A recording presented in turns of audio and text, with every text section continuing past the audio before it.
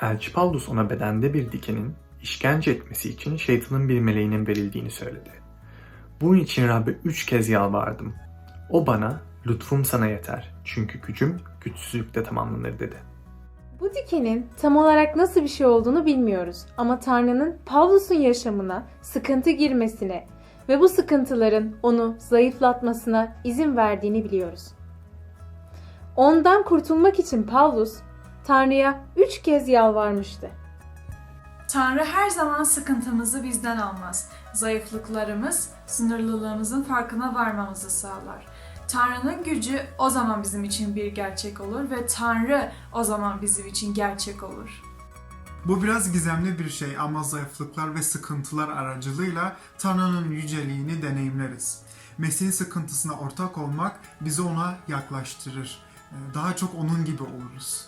Bundan daha büyük bir armağan yoktur. Pavlus buna şöyle karşılık vermişti.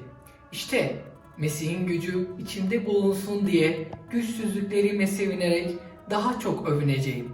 Tanrı bazen yüceliğimizi artırmak için konforumuzu azaltır. İsa İzmir Kilisesi'ne şöyle dedi. Çekmek üzere olduğun sıkıntılardan korkma. Sıkıntılar kaçınılmazdır. Onları beklemeliyiz. Ama İsa bize korkmamamızı söyledi. Çünkü Tanrı kötülüğü iyilik için kullanır. Güç ve zayıflık sağ ve sol ayak gibidir. İkisi de olmadan yürüyemezsiniz. Güç zayıflığın zıttı değildir. Zayıflık gücü etkinleştirendir. Mesih'in bizim için çektiği sıkıntı Tanrı'nın gücünü ve bilgeliğini açığa çıkardı.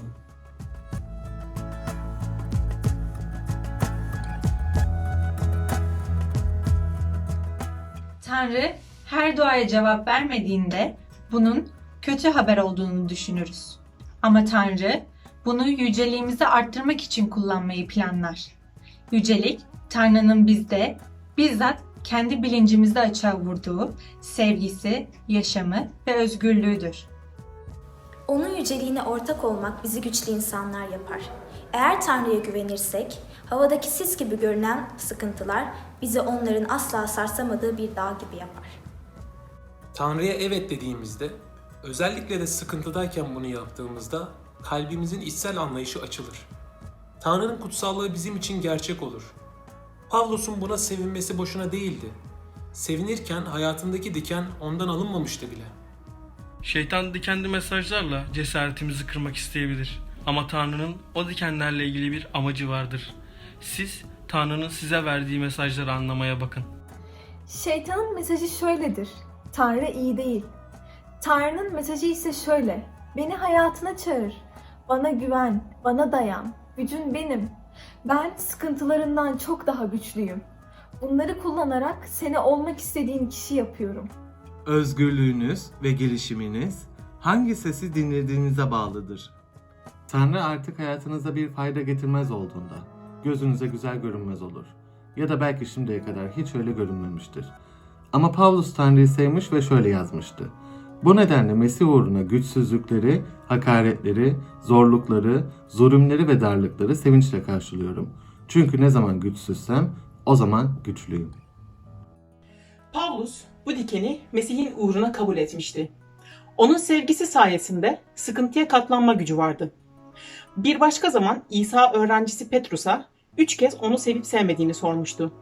3 kez ona "Petrus, beni seviyor musun?" diye sordu. İsa bize de aynı soruyu sorar. Hem de birçok kez. En sevdiğiniz yiyeceğin içindeki malzemeleri ayrı ayrı yerseniz tadını beğenmezsiniz. Hatta bu sizi hasta bile edebilir. Ama tüm malzemeler bir araya geldiğinde ve piştiğinde lezzetli bir yemek ortaya çıkar. Tadını beğenmediğiniz malzemeyi hor görmeyin. Bırakın, Tanrı mutfak şefiniz olsun. Hayatınızı tamamlaması için sabredin. Bizzat Tanrı'nın yüceliği, hayatı, sevgisi, güzelliği ve özgürlüğü ruhunuzda büyüyor. Her zorlukta daha da gelişiyorlar. İsa'nın acılarına ortak olarak onun yüceliğine de ortak oluruz.